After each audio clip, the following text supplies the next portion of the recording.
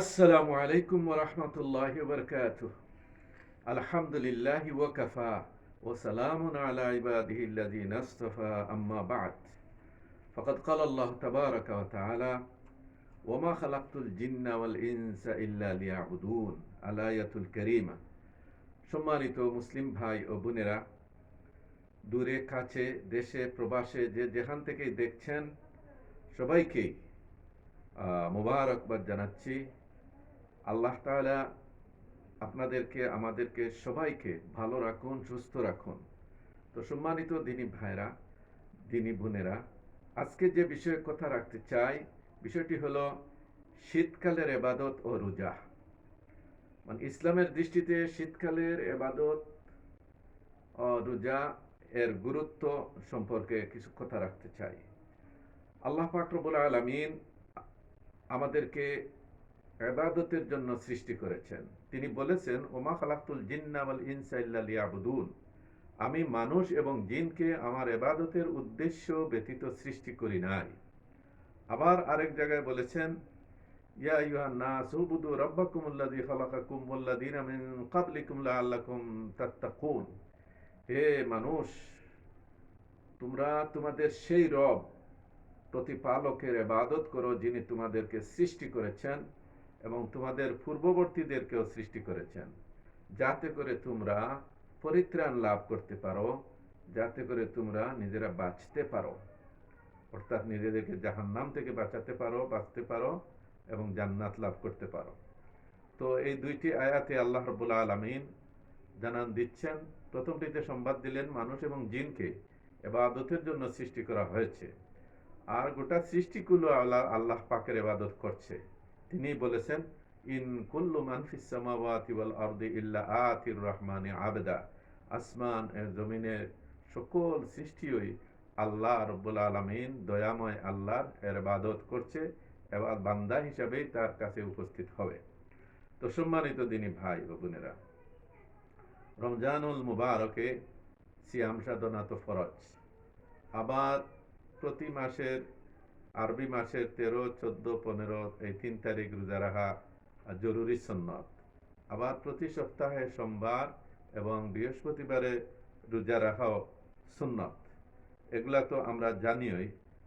বিশেষ করে শীতকালে আরো বেশি রোজা রাখার প্রতি আল্লাহ রসুল উম্মতকে উদ্বুদ্ধ করেছেন। এজন্যই আপনাদেরকে শীতকালের ইবাদত এবং রোজা সম্পর্কে কিছু আলোচনা করতে চাচ্ছি। আল্লাহ রসুল উম্মতকে উৎসাহ দিয়ে বলেছেন, সর্বোত্তম আমল হলো দাউদ আলাইসাল্লামের আমল।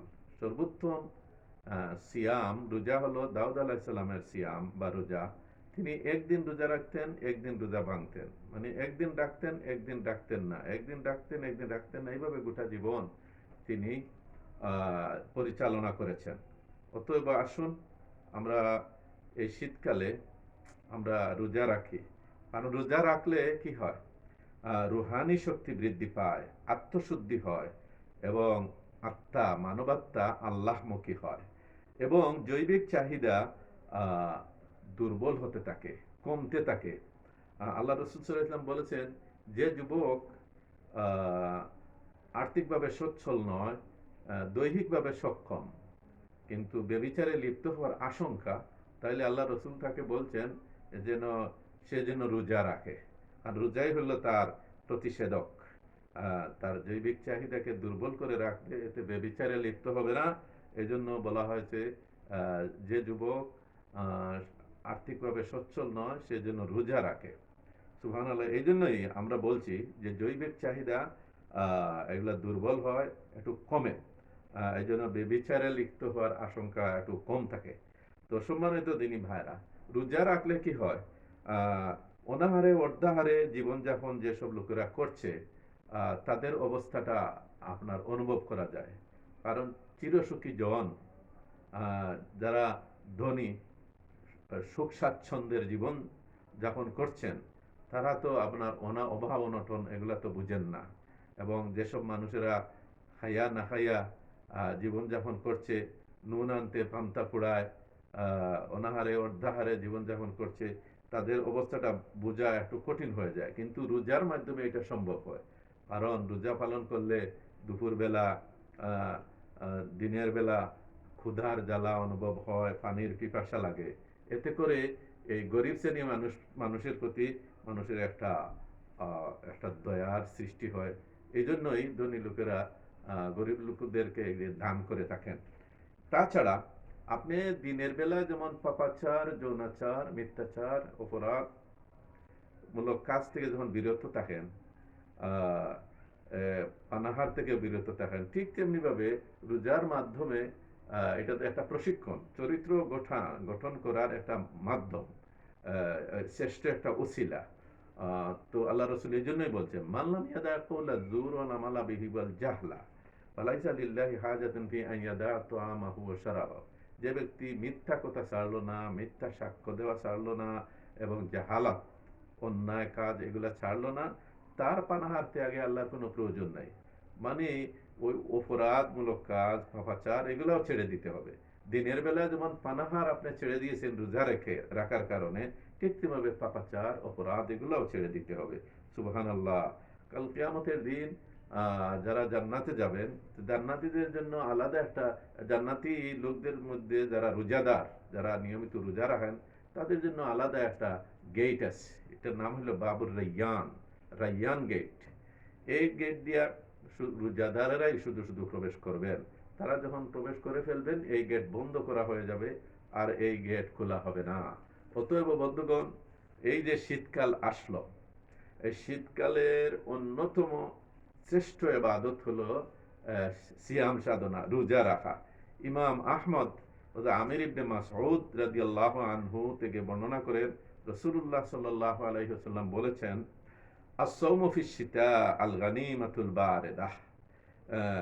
শীতকালে, শীতের দিনের রোজা, এটা হলো একটা গনিমত। এটা হলো আল গানিমাতুল বারিদা, তৃপ্তিদায়ক, শীতল একটা গনিমত। সুবহানাল্লাহ। মানে এটা ইমানদাররা এটা সুবর্ণ, ইমানদার নারী পুরুষরা এটা সুবর্ণ সুযোগ হিসাবে গ্রহণ করে। এই হাদিসটি সহিহুল জামে আছে, 3868 নম্বর হাদিস। ইমাম আহমদ হাদিসটি বর্ণনা করেছেন 18959 নম্বর হাদিস। এটা আল্লাহ রসুল বলেছেন যে শীতের দিনের রোজা হচ্ছে আল গানিমাতুল বারিদাহ, এটা শীতল গনিমত, তৃপ্তিদায়ক, স্বস্তিদায়ক রোজা। কারণ গরমের দিন যদি আমরা রাখি আর দিন যদি লম্বা হয়, তাহলে অনেক কষ্ট লাগে। শীতকালে কষ্ট লাগে না। এই জন্য আল্লাহ রসুল আল গানিমাতুল বারিদা বলছেন।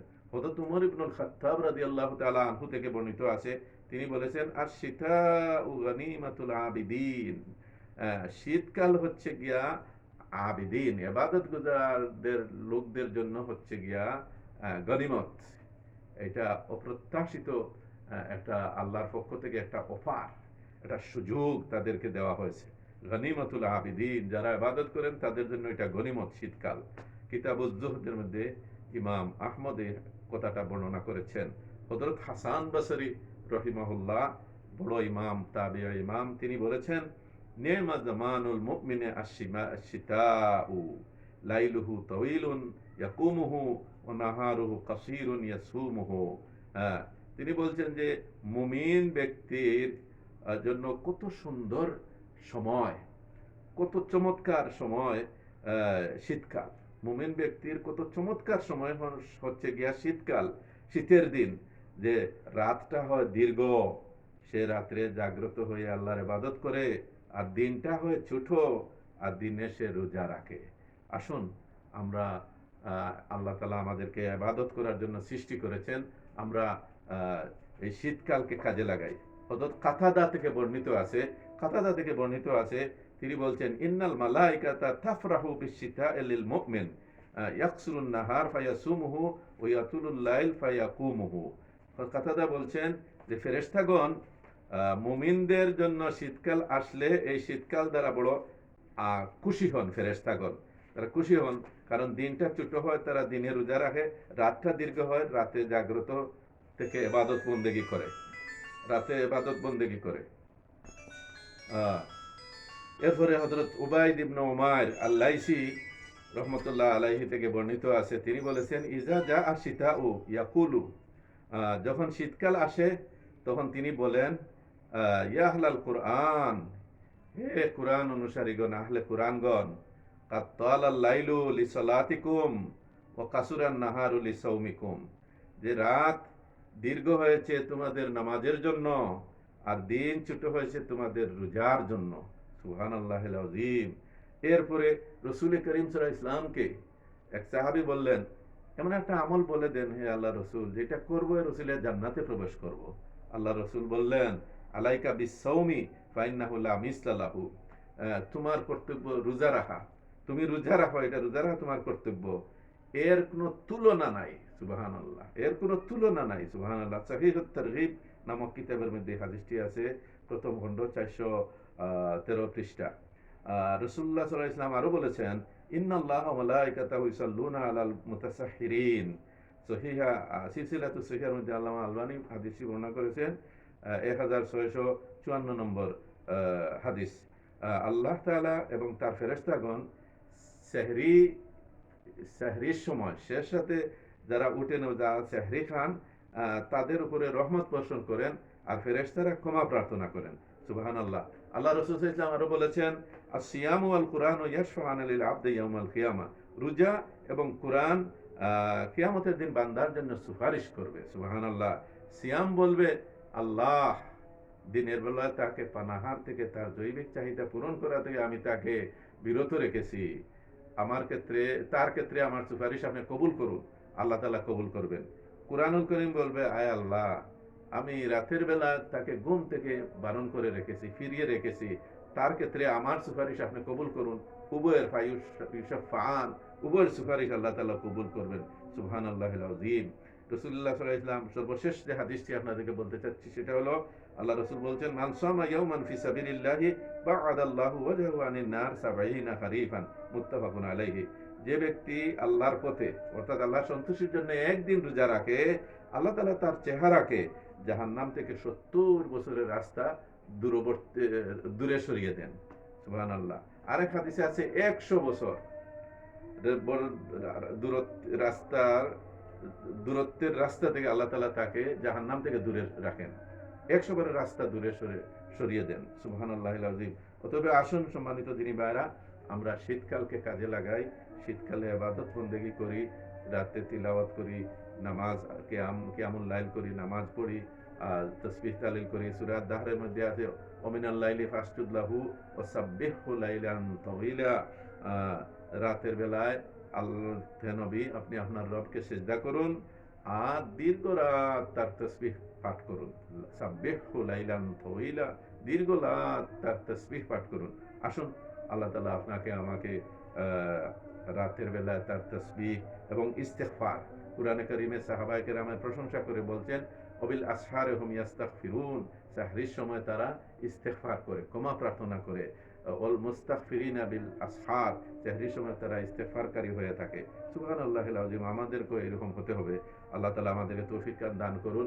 আসসালামু আলাইকুম ওয়া রাহমাতুল্লাহি ওয়া বারাকাতুহু। মাগফিরাত।